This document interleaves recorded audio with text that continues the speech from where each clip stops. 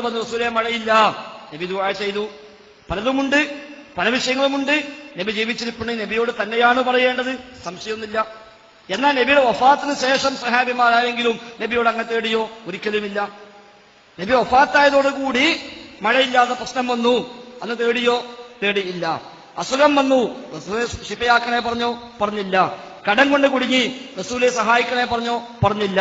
ഇപ്പൊ മുസ്ലിയാക്കന്മാര് പറഞ്ഞ എന്താ? ഇഹ്ദിനസ് സിറാത്തൽ മുസ്തഖീം എന്ന് വരെ മുഹീദ്ദീൻ ശൈഖിനോട് പറയാം. മംഗലാപുരം സംവാദത്തില് എം.ടി. അബൂബക്കർ ദാരിമി അത് സ്വഹാബത്ത് ചെയ്തില്ല. ജലാലുദ്ദീൻ സുയൂത്തി റഹിമഹുള്ളയുടെ അൽ അംറു ബിൽ ഇത്തിബാ എന്ന കിതാബിൽ അദ്ദേഹം പറയുന്നു, വഅന്ന സ്വഹാബ വഖദ് അജ്റബു മറാത്തിൻ വദഹമതുഹും നവാഇബ ബഅദ മൗതിഹി സ്വല്ലല്ലാഹു അലൈഹി വസല്ലം ഫഹല്ലാ ജാഉ വസ്തസ്ഖൗ വസ്തഗാസു ഇൻദ ഖബ്രി നബിയ്യി സ്വല്ലല്ലാഹു അലൈഹി വസല്ലം. വഅന്ന സ്വഹാബ സ്വഹാബിമാർ വഖദ് അജ്റബു മറാത്തിൻ പലപ്പോഴും അവർക്ക് ക്ഷാമമുണ്ടായിട്ടുണ്ട്. വദഹമതുഹും നവാഇബു പല വിപത്തുകളും അവർക്ക് വന്നിട്ടുണ്ട്. ബഅദ മൗതിഹി സ്വല്ലല്ലാഹു അലൈഹി വസല്ലം നബിയുടെ വഫാത്തിന് ശേഷം. ഫഹല്ലാ ജാഉ എന്തേ അവർ വന്നില്ല? വസ്തസ്ഖൗ മഴയെ തേടിയില്ല. വസ്തഗാസു ഇസ്തിഗാസ ചെയ്തില്ല. ഇൻദ ഖബ്രി നബി സ്വല്ലല്ലാഹു അലൈഹി വസല്ലം നബിയുടെ ഖബറിൽ വന്നിട്ട്. എന്നിട്ട് അദ്ദേഹം പറഞ്ഞ വാക്കെന്താറിയോ? ജലാലുദ്ദീൻ സുയൂത്തി അൽ അംറു ബിൽ ഇത്തിബാ എന്ന കിതാബിൽ ശേഷം പറയുന്നു, ഫഖ്തദി അയ്യുഹൽ മുസ്ലിം, അവിടെ മുസ്ലിമേ നീ പിന്തുടരണം. ഇൻ കുൻത അബ്ദല്ലാഹ്, നീ അല്ലാഹുവിന്റെ അടിമയാണെങ്കിൽ ബിസലഫിക സ്വാലിഹ്, നിന്റെ ഈ സലഫു സ്വാലിഹ്കളുടെ വഴി നീ പിൻപറ്റണം. ഫലാ തദഉ ഇല്ലല്ലാഹ്, അവിടെ റബ്ബിനോട് ദുആ ചെയ്യല്ല. വലാ തസ്തഇൻ ഇല്ലാ ബിഹി, റബ്ബിനോട് ഇസ്തിആൻ ചെയ്യല്ല.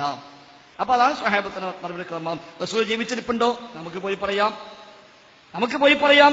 സ്വാലിഹായ മനുഷ്യന്മാർ ജീവിച്ചിരിപ്പുണ്ടോ? പറയാം. ഉസ്താദെ സുഖം, ഞങ്ങൾ ദുആ ചെയ്യണം, ബുദ്ധിമുട്ട് നിങ്ങൾ പ്രാർത്ഥിക്കണം, പറയാം. തയ്യാറില്ല. റസൂലിനോട് പറഞ്ഞിട്ടുണ്ട്, റസൂല് പരിഹാരം നിർദ്ദേശിച്ചിട്ടുണ്ട്. മുഴുജത്തിലൂടെ പലർക്കും പരിഹാരം കിട്ടിയിട്ടുണ്ട്, അല്ലാതെ കിട്ടിയിട്ടുണ്ട്, എല്ലാം ഉണ്ട്. അത് നബിയുടെ ജീവിതകാലത്ത് ഉണ്ടായിട്ടുണ്ട്, സംശയമില്ല. ശേഷം ഉണ്ടായോ? ഇല്ല. ജാബിർ തന്നെ അദ്ദേഹം നിങ്ങൾ പറഞ്ഞ അതേ ഉദ്ധരിച്ചത് അദ്ദേഹമാണല്ലോ. ജാബിറിന്റെ പിതാവ് അബ്ദുല്ലാഹു ഉഹദിൽ കൊല്ലപ്പെട്ട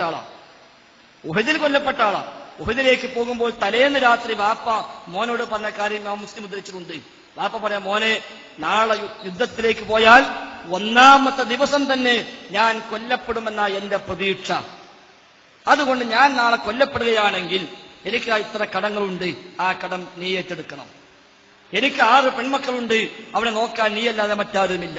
അതുകൊണ്ട് അവരെ കാര്യം നീ പ്രത്യേകം ശ്രദ്ധിക്കണം. എന്നിട്ട് പറഞ്ഞു, ഈ 2 ബാധ്യത എനിക്കില്ലായിരുന്നുവെങ്കിൽ നിന്നെയും കൂടെ ഞാൻ എന്റെ കൂടെ യുദ്ധത്തിലേക്ക് കൊണ്ടുപോകുമായിരുന്നു. നീയും കൂടെ ശത്രുക്കളുടെ കരങ്ങളാൽ വിട്ടേറ്റ് മരിക്കുന്നത് കാണാനാണ് എനിക്ക് താല്പര്യം. പക്ഷെ നമ്മൾ രണ്ടാളും മരിച്ചാൽ ഈ 2 ബാധ്യത ബാക്കിയാവും. അതുകൊണ്ട് മോനെ, പാപ്പ മരിച്ചാൽ ഇത് ഏറ്റെടുക്കണം. പാപ്പ മരിച്ചു. പിറ്റേന്ന് ഉഹദിൽ ഷഹീദായി, ശുഹദാക്കളുടെ നേതാവായി മാറി. ഈ കടം വിട്ടാൻ പാപ്പനോട് പിന്നെ മോൻ തേടിയോ? നമ്മളിപ്പോ വിളിക്കുന്ന ഉഹദീങ്ങളാണല്ലോ. ആ ഉഹദിൽ പങ്കെടുത്ത ഷഹീദായ വാപ്പയോട് സഹാബിയായ വലിയായ മകൻ തേടിയില്ല. പിന്നെ റസൂലുള്ളാഹിന്റെ പള്ളിയിൽ റസൂലിലേക്ക് വരുമ്പോൾ ഈ ജാബിർ റളിയല്ലാഹുണ്ട് വളരെ വിഷമിച്ച് ടെൻഷനായി പള്ളിന്റെ മൂലയ്ക്ക് ഇരിക്കുന്നത്. അപ്പൊ നബി എന്താ ജാബിർ, വല്ലാത്തൊരു വിഷമം മുഖത്ത്. അപ്പൊ പറഞ്ഞു, റസൂൽ നിങ്ങൾക്കറിയാലോ, എന്റെ വാപ്പ മരിക്കുമ്പോ ഒരു വലിയ കുടുംബത്തിന്റെ ബാധ്യത എന്നെ ഏൽപ്പിച്ചിട്ടാ പോയത്. ധാരാളം കടബാധ്യതയും എന്നെ ഏൽപ്പിച്ചിട്ടാ പോയത്. കടക്കാർ ചോദിച്ച് പ്രയാസപ്പെടുത്തുന്ന നബിയെ കൊടുക്കാൻ കഴിയുന്നില്ല. ആ ഒരു വിഷമമാണ്.